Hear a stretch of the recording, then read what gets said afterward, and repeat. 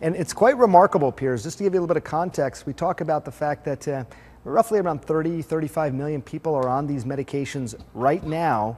And with this loosening of the guidelines, it could go up to double that number, 70 million people. So instead of having sort of a bunch of different criteria for determining who's going to be on these medications or not, if you have diabetes, type 1 or type 2, you'd be a candidate for statins. If you have any evidence of heart disease right now, you'd be a candidate for statins. So it's really quite stunning, actually, Piers, in terms of how many people would now possibly be getting a statin prescription or recommendation from their doctor.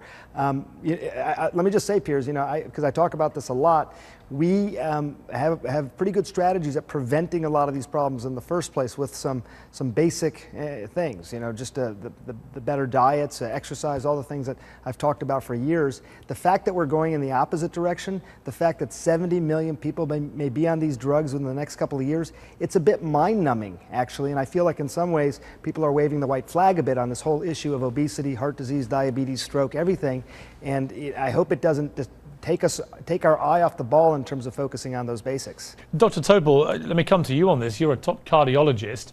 It does seem to be sending completely the wrong signal, doesn't it? I mean, you're trying to make Americans fitter, faster, leaner, eat healthier, exercise and so on. Now they can think, actually, there's a much easier way. Just pop a few pills. Yeah, you're absolutely right, Piers, and I think Sanjay is on the mark on this.